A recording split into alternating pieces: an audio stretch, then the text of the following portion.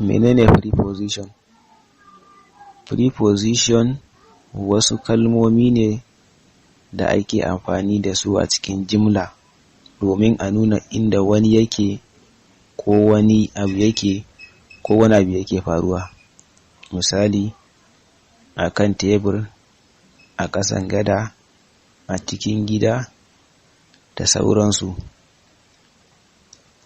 Bari mu duba waɗannan jimloli masu zuwa kuma mu ciro kalmomin preposition a cikinsu.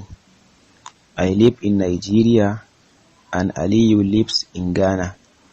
Ina rayuwa a cikin Najeriya, Aliyu yana rayuwa a cikin Ghana. Kalmar in a cikin nan take nuna mana inda muke rayuwa. Ibrahim was born in 1980.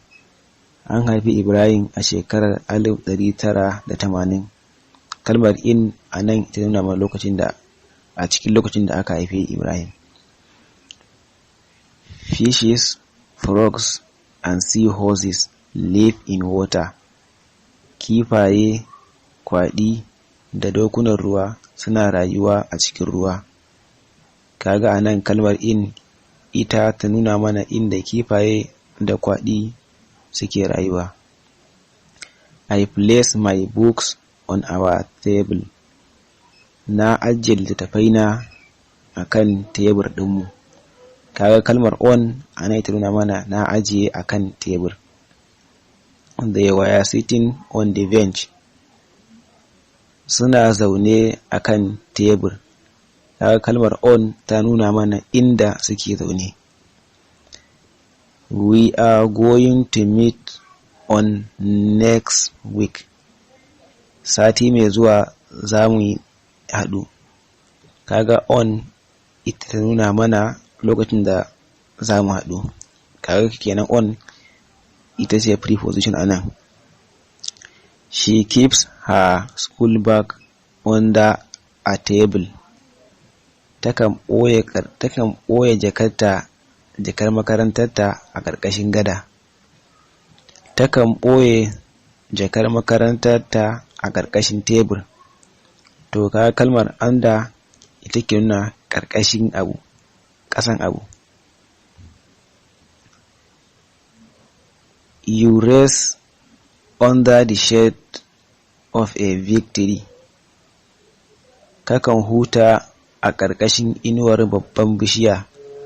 Kaga kalmar under ƙarƙashi ita ta nuna mana inda kake hutawa.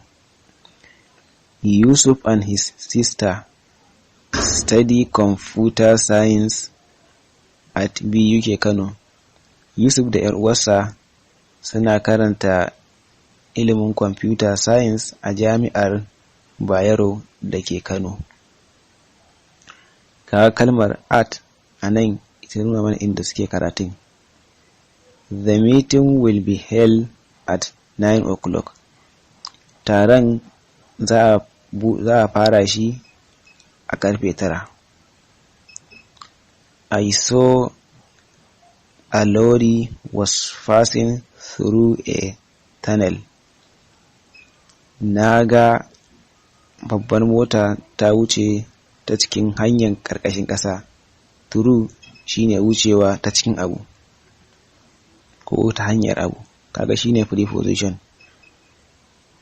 My sister went down the kitchen to make tea for us. ‘Yar uwata ta shiga kitchen domin ta haɗa mana shayi da za mu sha. To kaga anan kalmar down ita nuna mana inda ta shiga, wato kitchen kenan.